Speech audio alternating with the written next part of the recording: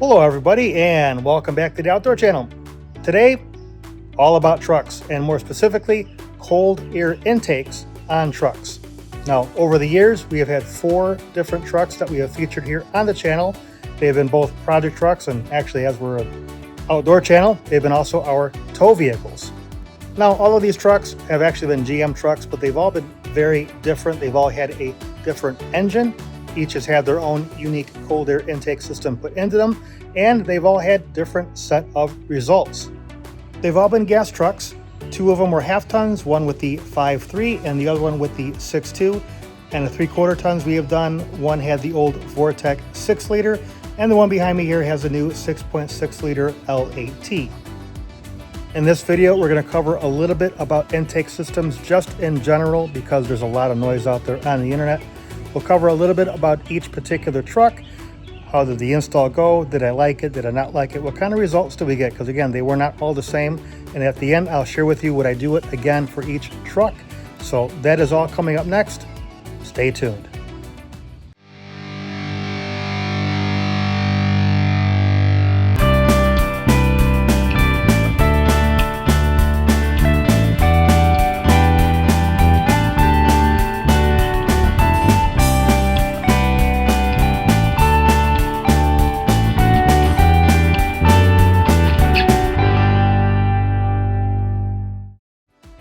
All right, let's go over intakes just kind of in general, just to kind of kick things off here in this video. So what I found with most people here on social media in the forums, having been in automotive for a lot of years myself, is most people fall in basically 3 different camps. The first camp is, hey, intakes, they suck, they're no good, they don't do anything for your truck or your vehicle. Don't waste your time, don't waste your money, don't do it. That's kind of the first camp. And I will say there's a small group of people within that camp that actually bought a good qualifying intake, put it into a vehicle that was a good recipient for an intake, and for whatever reason, they didn't like it. It didn't work out for them. Maybe they thought it was too much money versus the benefits that they got. And with that group of people, no problem. I get it. I'm not going to knock anybody for trying something and not liking it. It didn't work out for them. You've got another group of people within that same camp that did not buy a good intake, bought something from Temu or maybe a cheap one on Amazon, and it didn't work right, or it didn't fit, or whatever, right? Didn't spend the money, didn't get the right thing, or maybe they did buy a good intake, but they put it on an application that was not a good recipient to receive an intake, because not all engines, not all cars are going to give you the same type of results. Some vehicles, you'll gain some horsepower, you'll gain some fuel mileage, what have you. Some vehicles, they're not going to do anything, right? So they're just going to sit there and just kind of piss and moan and whine about, why you shouldn't get an intake. And everyone else, again, in that same camp, has not purchased an intake, has not done the install, and they're just going to have an opinion, and they're going to make sure you know about it and just make a bunch of noise on the internet. So that's kind of the first camp. The second camp is, hey, we like intakes, but you must buy this brand or this type of intake. And there's probably some truth, because there are some intakes that are better than others for certain applications. So that's kind of the second camp. The third camp is pretty much where I'm at. The right intake in the right application or the right recipient to have an intake will give you some level of benefit. So when I say a good intake, meaning a name brand intake, somebody that's got some R&D and some engineering has actually designed an intake for your particular application, and it adequately separates the hot air from the engine bay from the cold air from the outside. It can be a closed intake, it could be an open top intake that again has sufficient height in the intake box that again separates that air. And the application, again, not all vehicles, not all engines are the same. I find, generally speaking, most larger displacement engines, so bigger V6s, V8s, things you find in most trucks that are naturally aspirated, so there's no turbos or superchargers. You can have intakes with those, but usually means you got to do a bunch of other work. But generally, those are good recipients to receive an intake. So there's kind of my 2 cents on it. Let's go ahead and dive into number 1.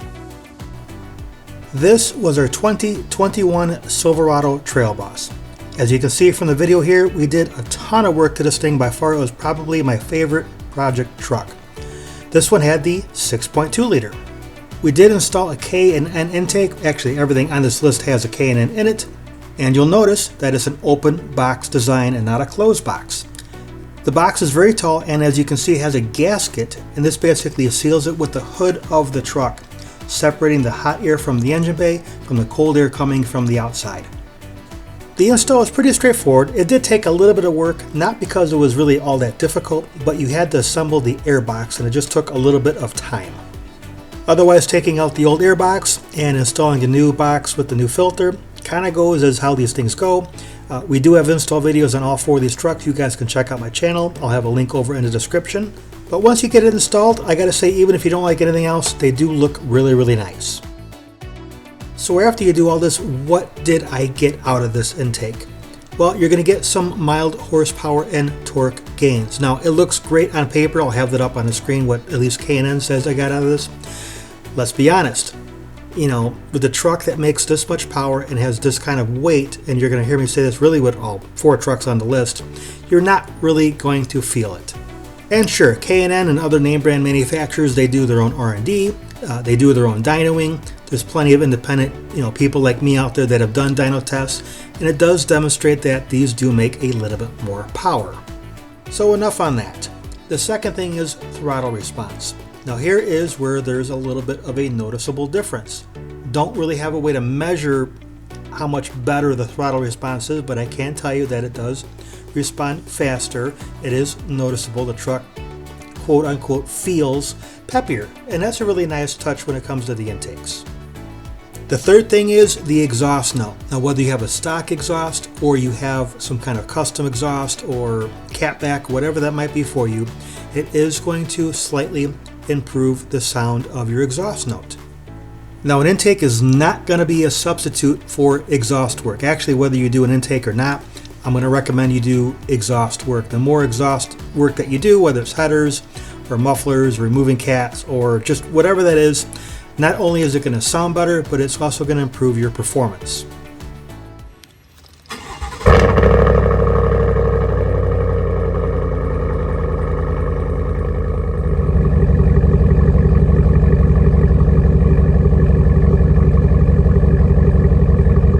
And the last thing is fuel economy. This is where a lot of these intakes do shine at least a little bit.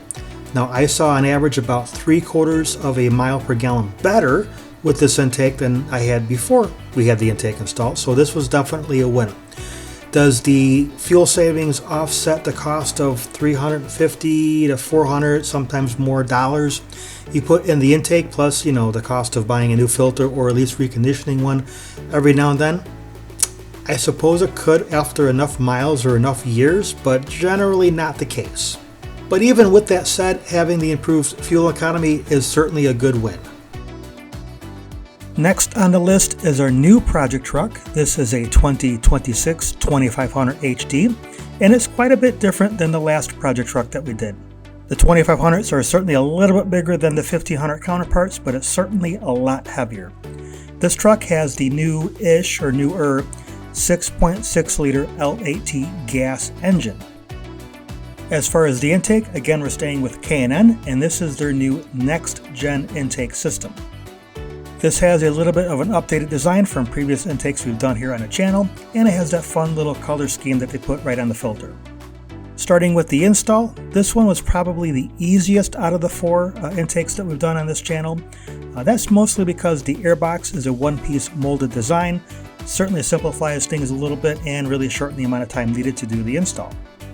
Otherwise, it's pretty much business as usual. You got an airbox, a filter, a tube, and some other couplers and accessories to get it all put together. Now, despite the install being pretty easy and straightforward and otherwise pretty happy with it, we did run into a couple of quality issues. The first one is the placement of the new airbox. Now, the new airbox goes exactly where the old airbox was. The old airbox was secured by a couple of tabs and a threaded stud. The new airbox has a hole molded into it that goes right where that stud needs to go and would otherwise be a pretty good design, except for that hole is a little bit too big.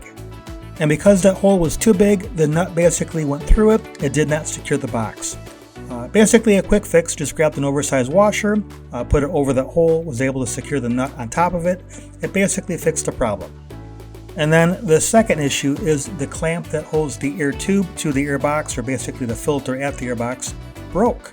So not the end of the world or anything like that. You can see I'm kind of voicing over the original footage here, but I did have to go to my local hardware store, pick up a new ring clamp, spend, a couple of dollars or whatever it was, and reinstall it onto the intake system. The next thing that really kind of concerned me a little bit, not at all a quality issue as part of the design, is the height of that new air box.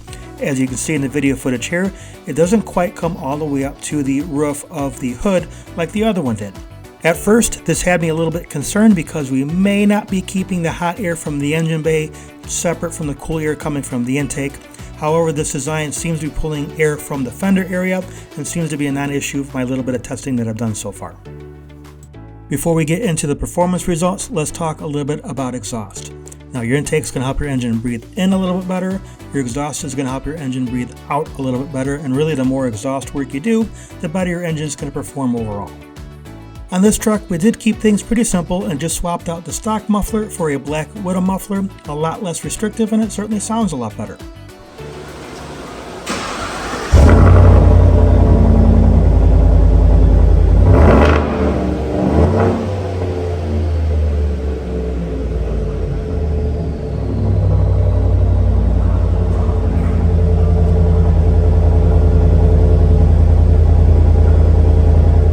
Next, we're going to talk about horsepower and torque gains, and again, just like on the last install, on paper it sounds great. K&N makes their claim. I'll have that up on the screen. A truck this size, of this kind of weight, do you really feel it? No, you don't. It's just really kind of fun to talk about. That's going to be the same with pretty much all of these installs. The third thing is throttle response, and yes, there was a very noticeable difference in the throttle response on this truck. Again, it's big, it's heavy, it kind of doesn't want to get out of its own way, and this certainly made it feel a little bit peppier, so that was definitely a win. And the last thing is fuel economy. On average, amongst combined driving, highway, in the city, even towing a little bit, we're getting about a half mile per gallon better on this truck, which is pretty good again for its size and weight. Just like the last truck, is the cost of the intake system going to outweigh the fuel economy gains? Well, let's be real, the answer is probably going to be no, but having improved fuel mileage is always a win. Moving on to truck number 3, and staying with 3/4 tons, this was our 2016 2500 HD and had the old Vortec 6-liter gas engine. This is where I think the performance is quite a bit different than our first two trucks. Diving into the install, this was very much business as usual as far as intakes go. You have to do some assembly on your airbox, you have your air tube, you have to relocate your bath, an elbow that goes into the throttle body, and so on. Nothing here is really complicated or difficult. The instructions are not great, just takes a little bit of time. No quality concerns like we did on the last truck. Everything kind of goes where it's supposed to go, and at the end of the day, if anything else, it did look really nice. Just like the first two trucks, this one had some exhaust work done. We kept things kind of simple and had a MagnaFlow catback. As a side note, I actually do not recommend this exhaust, at least for this truck. It had a 6-speed transmission in there. It made it a little bit difficult to kind of find that gear when you're up on speed, and when you're hanging out around 55 to 60 miles an hour, which we were at a lot, it really droned quite a bit, made it a little bit annoying. Moving into the horsepower and torque gains, again on paper, it looks and sounds great. In actuality, the truck's just too darn heavy. The engine was just too underpowered. That old 6-liter, although very reliable, did not make a lot of power, and you didn't feel really any of the improvement there. We could almost say the same thing about the throttle response, noticeable but very little, and when it came to fuel economy, it did next to nothing. Again, the truck's too heavy, it was too underpowered, the intake did basically nothing for you. It looked great, but it's not something I recommend for the old 6-liter Vortec engine. Alright, moving into number 4 and the last truck on our list today. This was a 2014 Silverado 1500, and this had the old GM 5.3 liter. Now I know these engines sometimes get a little bit of hate, but I've had a few of these over the years. They've always been very reliable and just really a good overall, middle of the road, just great engine. They do a little bit of everything really, really well. we had a lot of fun with this truck. You put a lift on it, wheels and tires, and you guessed it, another K&N intake. And just like most of the other intakes on this list, the install is pretty straightforward. You had to assemble the airbox, put everything together, business as usual. It takes a little bit of time, but again, nothing that's really complicated here. Everything fell into place as it should be. We had no quality issues, and just like all the other intakes, we do have install videos for every one of these. You can check out my channel over in the description. And just like every other truck on this list, we did an exhaust. This one had a Borla S-type catback exhaust. Now, unlike the last truck, this is one I absolutely recommend. I've been torn between the S-type and the Attack. I've had one of each. They're both really good stainless steel, high quality exhausts.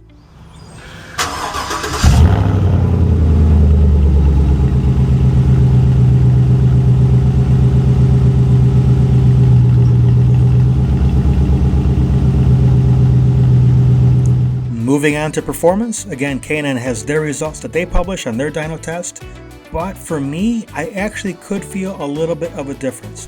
If I put myself on the line and, had a little fun with the truck, so we did this a few times, against other stock trucks with a 5.3, I actually pulled away a little bit, so there's a little bit of a win here. Out of the 4 trucks we have on this list, this is the only one I can say actually felt a little bit of an improvement. The throttle response was very noticeable, and as far as the fuel economy, I was getting anywhere between a half mile and 2 miles per gallon better. So that was actually pretty impressive. Does the cost of the intake outweigh the fuel economy gains I was getting? I suppose after a couple years it's possible, but again, a very impressive number. So before we go any further, let's maybe tackle the elephant in the room. If you're looking for more fuel economy, maybe don't buy a big, heavy truck. Or if you still need a truck because, maybe you're towing something, maybe you consider buying a diesel. Now, GM at the moment still makes a 3-liter diesel for the half-ton, and of course they have the big 6.6-liter Duramax for the bigger trucks. But just know that diesels are generally more expensive.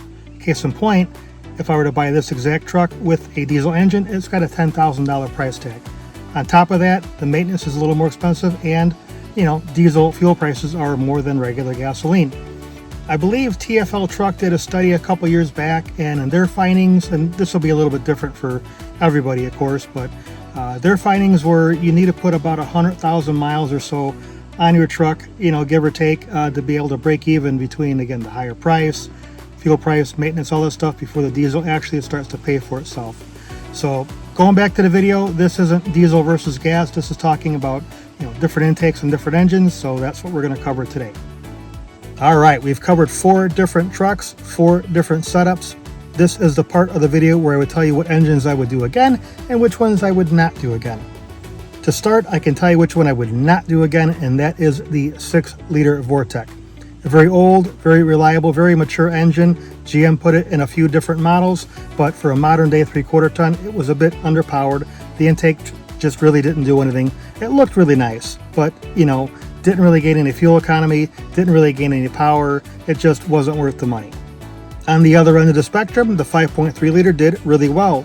On paper, didn't make a lot of power, but certainly from the feel of the truck, the throttle response, how much quicker it was off the line, the fuel efficiency was pretty impressive. That is one I would absolutely do again. Between the 6.2 and the new 6.6 that we have here, I would probably do it again. The cost really on any of these doesn't offset the fuel economy gains you're getting, but unlike the 5.3 where I was getting between a half mile and up to 2 miles per gallon better depending on how I was driving it, these 2 trucks I'm getting between a half mile and maybe 3/4 of a mile per gallon better. Throttle response is a little bit improved, and you can definitely feel it here in this 3/4 ton. Again, it's a big heavy truck. It kind of can't get out of its own way with this L8T, so having a little bit improved throttle response is kind of nice. And like I've been saying throughout the video, intakes don't really fix a lot of problems. They don't completely change a vehicle. If you need a different vehicle, then that's what you need to get. If you need something with a diesel, just know that they're going to cost more, but that's what you need to get. The intake is just going to improve very mildly a couple little things, maybe help out a little bit. And for what they cost, they may offset it, they may not. Okay, so that wraps everything up for today. If you like this type of content, do like and subscribe. Helps the channel out quite a bit. We will see you next time.